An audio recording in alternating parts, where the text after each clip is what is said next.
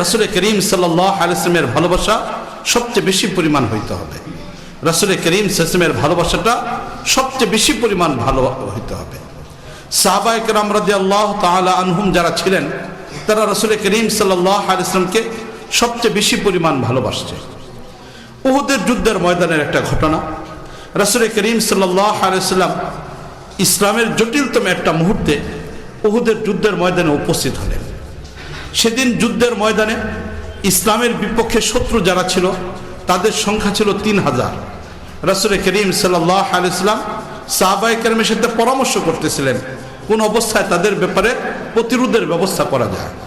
শেষ পর্যন্ত রাসূল করিম সাল্লাল্লাহু আলাইহি ওয়াসাল্লাম 1000 সঙ্গীদেরকে নিয়ে মদিনা থেকে উহুদের যুদ্ধের ময়দানে উহুদের প্রান্তরে তাদের প্রতিরোধ করার সিদ্ধান্তে বের হলেন। রাসূল করিম সাল্লাল্লাহু আলাইহি ওয়াসাল্লাম যখন মদিনা থেকে বের হয়েছিলেন ওই সময় রাসূলের সাথে সংখ্যা ছিল 1000। কিছু দূর যাওয়ার পরে যারা মুনাফিক ছিল 250 মতো ব্যক্তি যারা মুনাফিক ছিল তারা রাসূল করিম সাল্লাল্লাহু আলাইহি ওয়াসাল্লামের সঙ্গে মদিনা থেকে বের হলেন। 3 কিলোমিটার দূরে উহুদের প্রান্তে যাওয়ার পূর্বেই তারা বেঁকে বসলো। তারা নিজেদের প্রয়োজনের কথাগুলো বলা আরম্ভ করলো, রাসূলের সামনে নিজেদের আপত্তির কথাগুলো বলা শুরু করলো।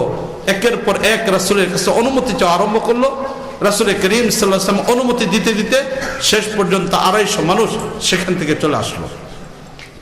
মাত্র 750 সাহাবায়ে কেরামকে নিয়ে রাসূল করিম সাল্লাল্লাহু আলাইহি ওয়াসাল্লাম উহুদের প্রান্তরে গিয়ে উপস্থিত হলেন। যুদ্ধ চলতেছিল, বিজয় মুসলমানদের কাছাকাছি ছিল। হঠাৎ করে মুসলমানদের ভুল কিছু সিদ্ধান্তের কারণে বিজয়টা আস্তে আস্তে পরাজয়ের দিকে চলে গেল। চারদিক দিয়ে সংবাদ ছড়িয়ে পড়ল রাসূল করিম সাল্লাল্লাহু আলাইহি ওয়াসাল্লাম আহত হয়েছেন। কোথাও সংবাদ ছড়িয়ে পড়ল রাসূল করিম সাল্লাল্লাহু আলাইহি ওয়াসাল্লাম দুনিয়া থেকে বিদায় হয়ে গেছেন। এই সংবাদ ছড়িয়ে পড়ল, সাহাবায়ে কেরামের ভিতরে হতাশা দেখা দিল।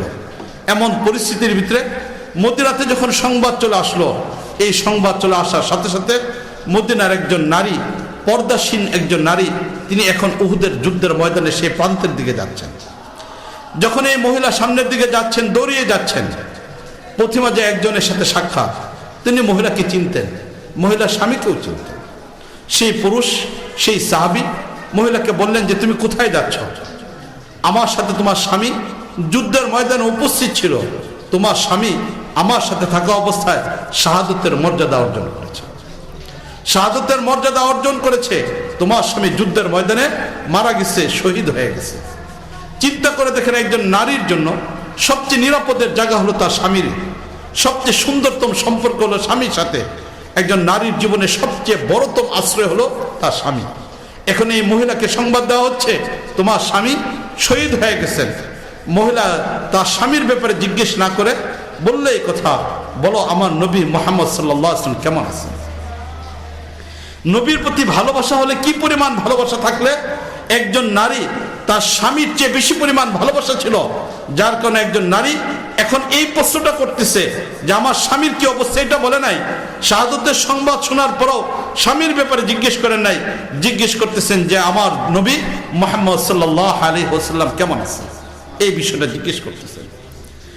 এখন এই সাহাবী বলতেছেন আমি তো যুদ্ধের ময়দানে ছিলাম, সেখানে আমার সঙ্গী তোমার স্বামী ছিল, আমি তার শহীদ হওয়ার বিষয়টা দেখেছি, নবী মুহাম্মদ কেমন আছে এই বিষয়টা জানি না। মহিলা এখন আবার যুদ্ধের ময়দানে দৌড় দেওয়া শুরু করলেন, যাচ্ছেন যুদ্ধের ময়দানে। আরো কিছু দূর আগে বললেন আরেকজন সাহাবীর সাথে সাক্ষাৎ, তিনিও সেই মহিলাকে চিনতেন। তিনি বললেন এই কথা যে আমার সাথে তোমার ছেলে, বড় ছেলে, এই ছেলে আমার সাথে যুদ্ধের ময়দানে ছিল, যুদ্ধের ময়দানে সে শহীদ হয়ে গেছে। একজন মার সাথে সন্তানের গভীর সম্পর্ক হয়, ভালোবাসার সম্পর্ক হয়। এখন এই মাকে সংবাদ দেওয়া হচ্ছে যে তোমার ছেলে, বড় ছেলে যুদ্ধের ময়দানে শহীদ হয়ে গেছে।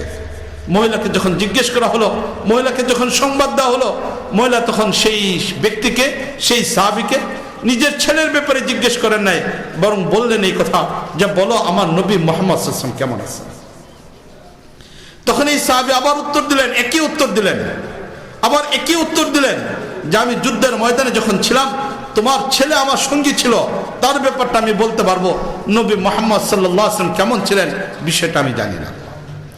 এখন এই মহিলা আবার আগে বাড়া শুরু করলো, আবার আগে চলতেছে, যুদ্ধের ময়দানে যাচ্ছেন, এখনো যাচ্ছেন, মহিলা ছুটতেছেন, সেই উহুদের যুদ্ধের ময়দানে যাচ্ছেন। এমত অবস্থায় আরেকজন সাহাবীর সাথে সাক্ষাৎ, তিনিও বললেন যে তুমি কোথায় যাচ্ছ? না, এই মহিলাকে চিনলেন, বললেন, জিজ্ঞেস করলেন, কথা প্রসঙ্গে বললেন এই কথা যে আমার সাথে তোমার ছোট ছেলে, সে যুদ্ধের ময়দানে উপস্থিত ছিল, সে আমার সঙ্গী ছিল, সে যুদ্ধের ময়দানে শহীদ হয়ে গেছে। এখন একজন মাকে তার 2 সন্তান শহীদ হওয়ার সংবাদ দেওয়া হলো, একজন স্ত্রীকে স্বামী শহীদ হওয়ার সংবাদ দেওয়া হলো।